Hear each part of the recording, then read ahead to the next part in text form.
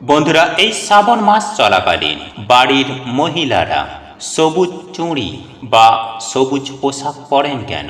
হ্যাঁ বন্ধুরা, দেখুন বন্ধুরা, এই শ্রাবণ মাস এলেই ঘরের যারা বিবাহিত মহিলারা রয়েছেন তাদের দেখবেন যে সবুজ কাঁচের চুড়ি কিংবা সবুজ রঙের বস্ত্র ধারণ করেন। কিন্তু আপনি যদি তাদেরকে জিজ্ঞাসা করেন যে কী কারণে তারা এই সবুজ রঙের চুড়ি কিংবা বস্ত্র কেন ধারণ করেছেন, এর পেছনের রহস্যটা কি, তারা কিন্তু কখনোই খুব একটা ভালো করে বলতে চায় না আসলে এর পেছনের রহস্যটা কি আর কেনই বা পড়েছেন। বন্ধুরা, যারা কুমারী মহিলারা রয়েছেন তাদেরকেও একটু লক্ষ্য করে দেখবেন যে তারাও এই পবিত্র শ্রাবণ মাস এলেই সবুজ রঙের বস্ত্র বা সবুজ কাঁচের চুড়ি পরিধান করে থাকেন।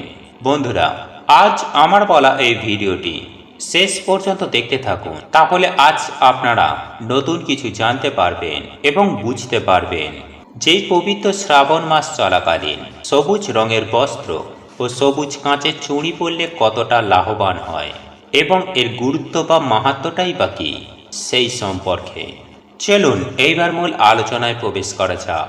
তবে মূল আলোচনায় প্রবেশ করার আগে আপনারা যদি দেবাদিদেব মহাদেবের আশীর্বাদ পেতে চান, যদি আপনারা প্রভু শিবকে ভালোবেসে থাকেন, তাহলে ওম নমঃ শিবায় হর হর মহাদেব লিখে কমেন্ট অবশ্যই করবেন। বন্ধুরা, সবুজ রং এমন একটা রং যেটিকে পজিটিভ বা ইতিবাচক রং হিসাবে ধরা হয়। বন্ধুরা, যে কোনো কাজে একটু লক্ষ্য করে দেখবেন যে এই সবুজ রঙের কিন্তু ব্যবহার করা হয় এবং এই সবুজ রঙের ব্যবহার করে মানুষকে শুভ বার্তা প্রদান করা হয়। আর বিশেষ করে এই সবুজ রং কিন্তু দেবাদিদেব মহাদেবের অত্যন্ত প্রিয় রং তথা পুরাণ কথা অনুসারে এই পবিত্র শ্রাবণ মাসকে শিবের জন্ম মাস বলা হয়। সুতরাং যারা শৈব সম্প্রদায়ের মানুষ, যারা শিব ভক্ত, তারা কিন্তু প্রতিটি সোমবার এই শ্রাবণ মাস চলাকালীন খুব ধুমধামের সহিত শিব ঠাকুরের কিংবা শিবলিঙ্গের অভিষেক করেন নিজের বাড়িতে বা কোনো শিব মন্দিরে গিয়ে। তথা বিভিন্ন বিবাহিত বা কুমারী মহিলারা এই পবিত্র শ্রাবণ মাস চলাকালীন প্রত্যেকটি সোমবার দেবাদিদেব মহাদেবকে সন্তুষ্ট করার জন্য শিবের মাথায় জল ঢালেন এবং সাথে সাথে সবুজ কাঁচের চুড়ি এবং সবুজ রঙের বস্ত্র পরিধান করে থাকেন।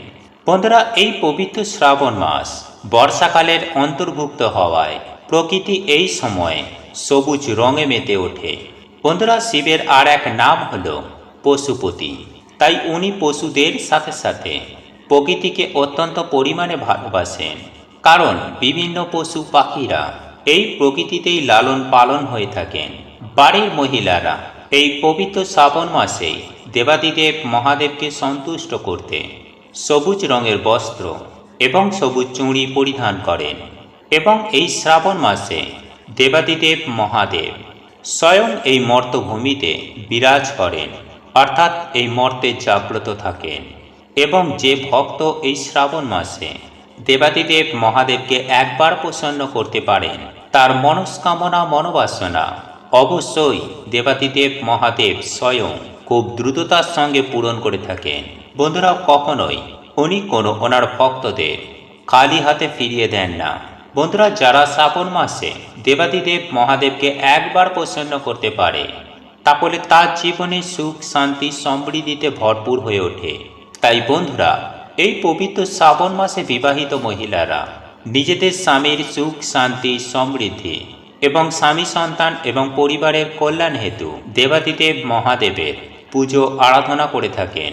এবং যারা কুমারী মহিলারা, তারাও কিন্তু দেবাদিদেব মহাদেবের মতো ভোলা ভালা জীবন সঙ্গী পাওয়ার জন্য দেবাদিদেব মহাদেবকে প্রসন্ন করার জন্য এই শ্রাবণ মাস চলাকালীন প্রত্যেকটি সোমবার শিবলিঙ্গে ভক্তি সহকারে জল অর্পণ করে থাকেন।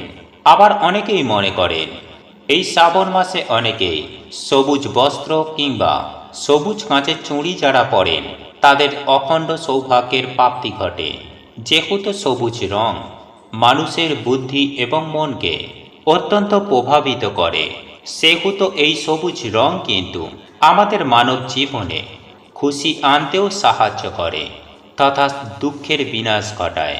এই কারণেই যখন কোনো ব্যক্তি ধরুন মানসিক অবসাদ বা ডিপ্রেশনে ভুগতে থাকেন, তখন ডাক্তারেরা দেখবেন অনেক সময় পরামর্শ দেন যে কোনো পাহাড়ি জায়গায় বা কোনো ফরেস্ট এরিয়ায় কিংবা কোনো উপত্যকায় কোনো জায়গাতে, অর্থাৎ যেখানে সব দিকেই সবুজ একটা ব্যাপার থাকে, সেই রকম কোনো জায়গাতে কিছুদিন কাটানোর পরামর্শ দিয়ে থাকেন। তথা আমাদের চোখ সবুজ রং দেখতে অত্যন্ত অভ্যস্ত। সবুজ রং দেখলেই মন শান্ত থাকে এবং স্ট্রেস লেভেল অর্থাৎ মানসিক দুশ্চিন্তার যে লেভেল সেটি কিন্তু অনেকাংশেই কমে যায়। বন্ধুরা, যেসব জায়গায় সবুজ রঙের আধিক্য বেশি থাকে সেই সব জায়গায় রোগীরা গেলে এইরূপ মানসিক অবসাদ কিংবা ডিপ্রেশন থেকে খুব সহজেই কিন্তু তাদের বেরিয়ে আসা সম্ভব। এমনকি বন্ধুরা, আপনারা একটি বিষয় লক্ষ্য করবেন যে চিকিৎসার ক্ষেত্রেও এই সবুজ রঙের পোশাক বিশেষভাবে ব্যবহার করা হয়। সেহেতু আমরা এই শ্রাবণ মাসে এই সবুজ রঙের ব্যবহার আমরা পরিধান করে কিন্তু প্রকৃতির সঙ্গে নিযুক্ত রাখার চেষ্টা করি। দেখুন বন্ধুরা, ভক্তরা হলেন ভগবানের অত্যন্ত প্রিয় এবং এই প্রিয়জন যখন ভগবানের পছন্দের রং ধারণ করেন বা ভগবানের পছন্দের রঙকে নিজের পছন্দের রং করে নেয়, তখন কিন্তু স্বয়ং পরমেশ্বর ভগবানও সেই ভক্তের ওপর কৃপা দৃষ্টি রাখেন, যার ফলে সেই ভক্তের যাবতীয় মনস্কামনা মনোবাসনা স্বয়ং পরমেশ্বর ভগবান পূরণ করেন। এক কথায় বললে মেয়েরা দেবাদিদেব মহাদেবকে প্রসন্ন করতে এবং নিজের মনস্কামনা কিংবা নিজের অভীষ্ট লক্ষ্যে পৌঁছানোর জন্য এই সবুজ রঙের কোনো বস্ত্র কিংবা সবুজ রঙের কোনো কাঁচের চুড়ি এই শ্রাবণ মাস চলাকালীন ধারণ করেন। এরই পাশাপাশি আমি আপনাদেরকে এটাও জানিয়ে রাখি যে দেবাদিদেব মহাদেবের মহামৃত্যুঞ্জয় মন্ত্র অকাল মৃত্যুকেও হারিয়ে দেয়। যদি আপনারা অকাল মৃত্যুর হাত থেকে রক্ষা পেতে চান, আপনারা যদি আপনাদের জীবনের বিভিন্ন রকম সমস্যা থেকে রেহাই পেতে চান, তাহলে অতি অবশ্যই এই পবিত্র শ্রাবণ মাস চলাকালীন প্রত্যেকটি সোমবার আপনারা কিন্তু 108 বার করে মহামৃত্যুঞ্জয় মন্ত্র অবশ্যই জপ করবেন। তাহলে আপনারা জীবনে 100% সুনিশ্চিতভাবে আমি গ্যারেন্টি দিয়ে বলতে পারি যে আপনারা জীবনে সুফল পাবেন। বন্ধুরা, যদি আপনারা একান্তই প্রত্যেকটি সোমবার এই মন্ত্র জপ করতে না পারেন, তাহলে অন্তত পক্ষে এই শ্রাবণ মাস চলাকালীন একটি সোমবার অতি অবশ্যই এই মহামৃত্যুঞ্জয় মন্ত্র আপনারা জপ করবেন।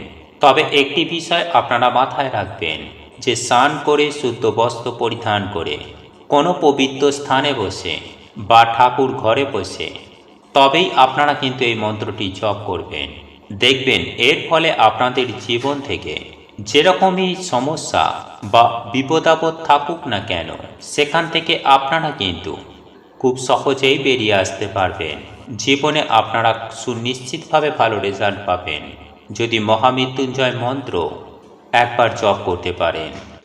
বন্ধুরা, আপনাদের এই ভিডিওটি যদি পছন্দ হয়ে থাকে তাহলে ভিডিওটি লাইক করুন, কমেন্ট করুন এবং বন্ধুদের সাথে শেয়ার অবশ্যই করুন। মনে রাখবেন, আপনার একটি শেয়ার অনেক মানুষকে উপকৃত করতে পারে। এবং আপনি যদি নতুন হয়ে থাকেন তাহলে চ্যানেলটি অবশ্যই সাবস্ক্রাইব করবেন এবং পাশে থাকা নোটিফিকেশন বেল আইকনটি ক্লিক করবেন এইরূপ নিত্য নতুন ভিডিও সবার আগে দেখার জন্য। ঈশ্বর আপনার মঙ্গল করুক। আপনি সুস্থ থাকুন, ভালো থাকুন।